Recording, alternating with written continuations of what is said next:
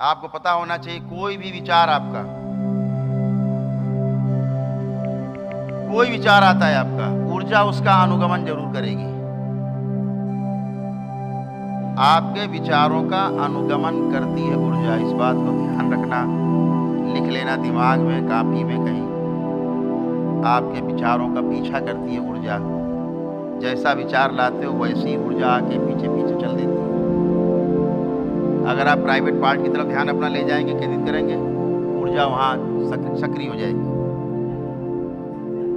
करके देख लीजिए, जहाँ आपको सबसे ज़्यादा महसूस होता हो, दुख वाले कोई भाव हो, उसमें ले जाइए, आंखों से आंसू टपकने लगे, ऊर्जा बह निकलेगी। तो विचार अच्छे अच्छे लाइए, अच्छे विचार करिए, अच्छा सोचिए, अच्छा करिए, अच्छा हो जाएंगे, अच्छे बने रहेंगे। लेकिन आप गंदे विचार लाएंगे, गंदगी इकट्ठा करेंगे, तो उसके जिम्मेदार आप। यही आपने किया है। आवाज़ से आप पूरी तरह शुद्ध है, पवित्र है, मन आपका एकदम अच्छा है, कोई गंदा विचार नहीं है, एक आपके अंदर है, सब गंदगी खत्म हो गई। तो ऐसा कोई विचार मत लाएं। आप सोचते हैं अरे सोच लिया बैठ के क्या होता है, कोई वीडियो देख लिया बैठ के गंदा क्या होता है इससे। अरे भैया, आपने अपना नरक कर लिया, आपने अपना सर्वनाश कर लिया। जैसे जैसे विचार आपके अंदर आ रहे हैं वैसे वैसे ऊर्जा गमन कर रही पीछे पीछे, और आप गंदगी के सागर में, गंदे नाले में गोते लगा रहे हैं। आपको पता भी नहीं होता कितने गोते लगाए। और आपको एक बात बताऊं, जितनी गंदगी आपके अंदर रहती है उसी प्रकार की गंदी ऊर्जा आपके अंदर आके धीरे धीरे स्टोर होती जाती है। फिर आप कहते हो खबीस है, तो फला है, ढिमाका है।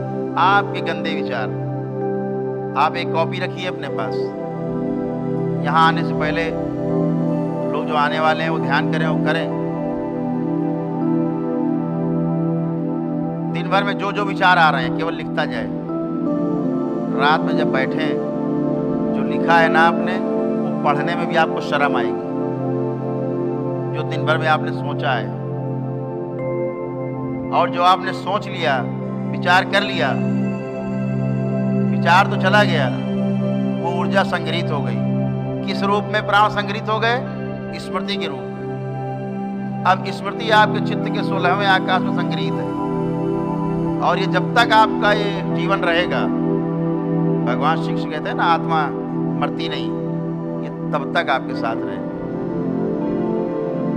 विचार ये केवल आपका दरबार है, करौली सरकार का दरबार है, जहाँ ये अरबों खरबों स्मृतियाँ आज तक की नष्ट हो गई आपकी, खत्म हो गई आपकी। लेकिन अगर दोबारा आप कोई करने लगे सर्कस, उसके जिम्मेदार आप। करिए सर्कस, इकट्ठा करिए।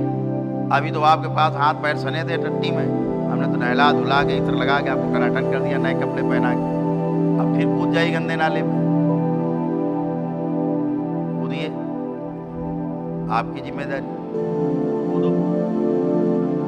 इसलिए अच्छा सोचना है, अच्छा ही विचार करना है।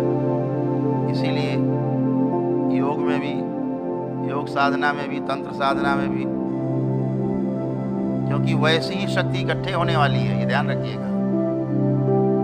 जिस भाव से भर के आप साधना करने जा रहे हैं, उसी प्रकार की ऊर्जा आपके आसपास इकट्ठी होने वाली है, ध्यान रखिएगा।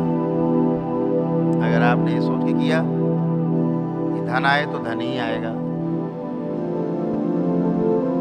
आप सोचे नष्ट हो जाए, वो नष्ट हो जाए, फलाने नष्ट हो जाए, तो नष्ट होने लगेंगे, भोग आपका बनने लगे, आप भी नष्ट हो गए। आपको कौन बचाएगा?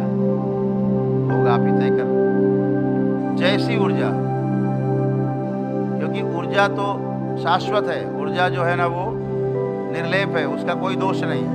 दोष उसी का है जिसके हाथ में है। तलवार का कोई दोष नहीं।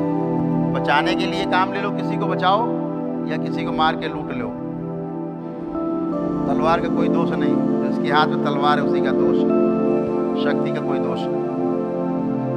जो शक्तिशाली है उसी का दोष है। तो इसको ध्यान रखना है, नकारात्मक विचारों से अब बचना है, क्योंकि अब आपके अंदर कोई नकारात्मक विचार नहीं है।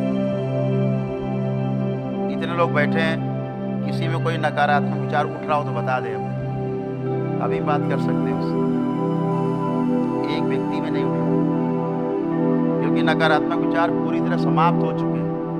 ये धरती पर यही होता है, करौली सरकार में, जहाँ समूह के रूप में चाहे 1000 हो, चाहे 1 लाख आदमी हो, चाहे 10 लाख आदमी हो, सभी के विचार स्तंभित हो जाते हैं, चले जाते हैं, खत्म।